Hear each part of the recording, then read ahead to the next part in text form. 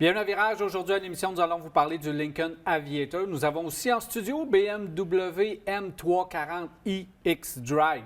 On vous démêle tout ça un petit peu plus tard. Également à l'émission, on va avoir les chroniques mécaniques de Jean Guéroy de DRNA Pneumécanique et on va répondre à vos questions à la fin de l'émission. 670-9078, poste 230 ou encore virage@telmac.tv ou via notre Facebook pour nous poser vos questions. Salut, messieurs. Hey, salut, Daniel. Comment ça va? Très bien, merci. Très bien, très bien. Écoutez, nous avons... le nom est très long de la voiture que nous avons ici même en studio. Ça, je comprends ça. Mais il faut prendre place en arrière du volant parce qu'on sait que c'est la série 3, la version M.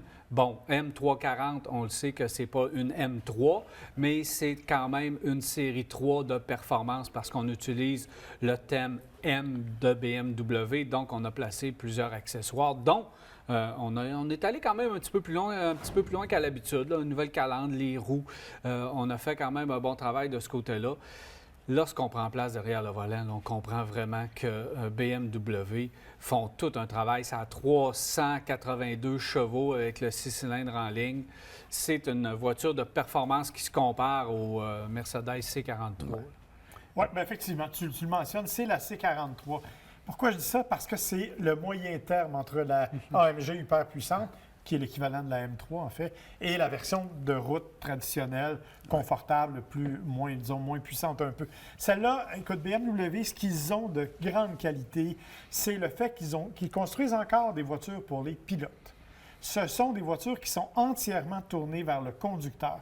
Donc, tout est dans le frisson de conduite, le plaisir de conduire, la tenue de route. Oui, il y a la puissance, évidemment, mais c'est beaucoup, moi, la sensation de conduite. Jacques pourra en parler mieux que moi, là, mais la conduite dynamique, elle est incroyable au volant de cette voiture-là. Et c'est particulièrement bien réussi avec la M340, où on a des suspensions qui sont extrêmement bien adaptées et une direction qui est très, très précise. Dès qu'on touche à n'importe quel des systèmes pour changer les modes de conduite, pour arriver à des modes sport, évidemment, et le mode Sport Plus, tu vois que la voiture se transforme complètement. Et lorsqu'on parle de voiture homogène, de voiture qui fait tout bien, tu te promènes tranquillement, ça va bien, t'accélères, tu as un son incroyable du 6 cylindres en ligne chez BM, c'est vraiment incroyable. Et tu as une conduite, lorsqu'on parle de précision de conduite, c'est une catégorie compacte quand même, cette voiture-là. Série 3, c'est compact. Ben, c'est la série 5 qui est... C'est pas la plus spacieuse. Non, c'est la série 5 qui est l'intermédiaire. Compact, et tu sens un volant où tu te sens en sécurité avec le volant. Peu importe qu'est-ce que tu fais et peu importe la vitesse, les courbes que tu prends, vraiment, là, j'ai été impressionné de cette voiture. Ouais. Comme Marc disait, au niveau du moteur, le 6 cylindres que BM il fabrique, on a l'impression depuis toujours. Ils ont un moteur vraiment bien développé, solide, agréable. Moi, je trouve que c'est une voiture qui est moderne, de plus en plus vers l'intérieur. L'extérieur, je trouve qu'ils ont du travail à faire là encore, parce qu'il me semble que là, elle commence à vieillir. On tourne les mêmes lignes, les mêmes courbes. Ça n'a pas vraiment évolué. Tu sais, t'as beau changer une calandre, tu sais, mais ça se limite à ça. Et ce que je trouve, moi, c'est que c'est au niveau de la suspension des roues qu'on a ici, parce que les pneus, c'est ce qu'on appelle des run flat tires, des pneus qu'on ne devrait pas faire de crevaison. Mais ça, là, trou, bosse, n'importe quoi. Tu t'en rappelles que tu as passé dans un, si c'est un trou, et tu t'en rappelles que tu as passé sur une bosse, si c'est une bosse.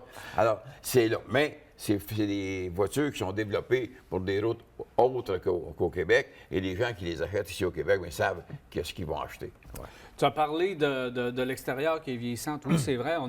On s'est reposé un peu après beaucoup de travail au niveau des phares parce qu'on a travaillé très, très fort. Toutes les séries 3, on arrivait avec les nouveaux phares, le nouveau design de phares. Des fois, ils étaient ronds, ils étaient semi-ronds. Le rond était plus complété. Donc, on a joué beaucoup avec les phares du côté de chez BMW. Là, on est plus tranquille depuis un certain temps. Mais là où on a évolué énormément, c'est à l'intérieur.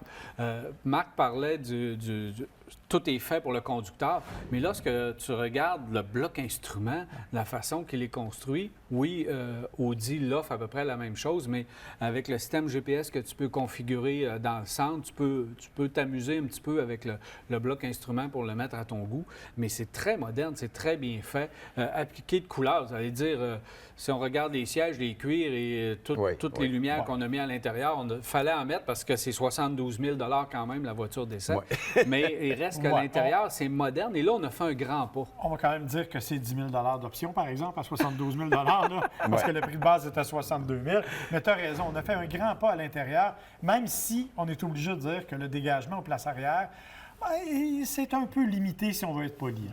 C'est-à-dire qu'il n'y a pas beaucoup de place en arrière. C'est vraiment fait pour les occupants avant. Tu l'as dit, tableau de bord incroyable, la planche de bord est bien faite, la qualité des matériaux, la qualité d'assemblage, elle est là. Dans la partie extérieure, vous avez raison, messieurs, c'est un peu vieillissant. Les plus grosses berlines BMW, pensez à la 850 par exemple, on a vraiment modernisé tout ça. Celle-là, on a joué un peu avec la calandre. Ça fait encore une fois 7-8 fois qu'on modifie la fameuse calandre BMW. On traîne un peu de la patte là-dessus. Ce qui, moi, m'impressionne beaucoup, écoutez, c'est peut-être dû à mon gabarit, c'est aussi le confort des sièges. Parce que, honnêtement, quand on a une voiture comme celle-là, il faut être bien soutenu si on veut apprécier la conduite dynamique. Et dans ce cas-là, on est capable de trouver une position de conduite rapidement. On ne cherche pas pendant une demi-heure et on trouve la bonne place et on se sent retenu tout le temps, peu importe comment on conduit, que ce soit en mode confort ou en mode Sport Plus, avec un petit peu plus d'insistance. Mais le fait comme tu parles du gabarit, c'est ce qui va limiter la place pour les gens qui sont assis derrière toi ou derrière un gars de la grandeur de Daniel. Alors moi, je suis obligé de me placer, je ne sais pas trop où là-dedans. Il demeure que je vais essayer de la conduire plutôt que de m'asseoir en arrière.